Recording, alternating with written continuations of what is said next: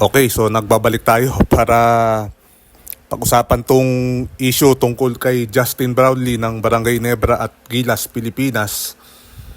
3 days ago ay nabigo si Brownlee na madala ang Barangay Nebra sa championship ng PBA Commissioner's Cup.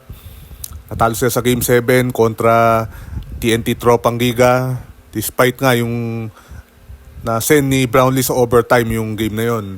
Pero tung Sunday, late Sunday actually, may lumabas na storya sa spin.ph kung saan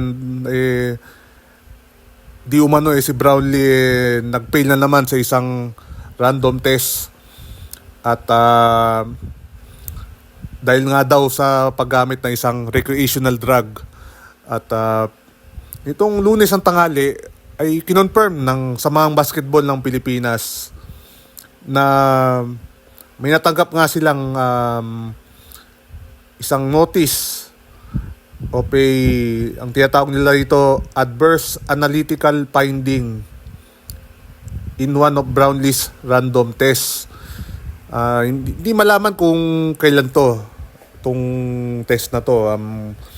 We assume baka nitong FIBA Asia to, ng qualifiers, but hindi pa rin kasi malinaw dahil ang statement lang ng SBP is yun nga, natanggap nila tong notice tungkol dito sa sitwasyon ni Justin Brownlee. And ang inad lang nila dito is Brownlee is currently dealing with the situation aided by his US-based lawyers. At kinlarify ng SBP na wala pa silang natatanggap na ruling mula sa FIBA. So, yan ang maikling statement ng Samahang Basketball ng Pilipinas na pinost nila sa kanilang mga social media pages. Matatanda natin na after nung nag-gold medal ang Gilas sa 2023 Asian Games sa China, nag-positive nga si Justin Brownlee. At eventually, retroactive yun na 3-month suspension. Maiksing suspension at nakabalik siya. Now, with this latest, although wala pang ruling, this is a big concern primarily sa Gilas, Pilipinas. Actually, double concern to dahil una ay si Brownlee kakagaling na sa finals na naglaro siya na may dislocated right thumb. And most likely daw, sabi ni Brownlee, mag-undergo siya ng surgery.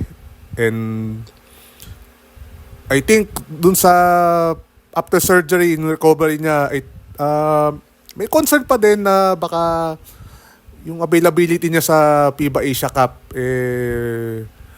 medyo alanganin. But with this situation, mas lalong yun nga, malaking concern for Gilas and yung fans ng ating national team. Alam naman natin, Kai Sotto is out. So, pag nagkataon na wala din si Brownlee, lalong mawawalan ng weapons ang Gilas sa Continental Tournament na gagawin sa Saudi Arabia.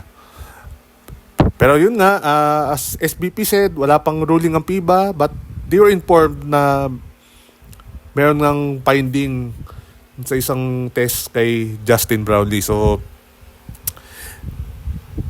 talagang for sure the next few weeks, next few months leading up to the Asia Cup, magkakaroon pa ng mga development tungkol dito. So, ayan lang, maikling, actually, napahaba din, napa-discuss lang tayo tungkol dito sa sitwasyon ni Justin Brownlee. So, yun, kung mabot kayo dito sa dulo, maraming salamat sa pakikinig.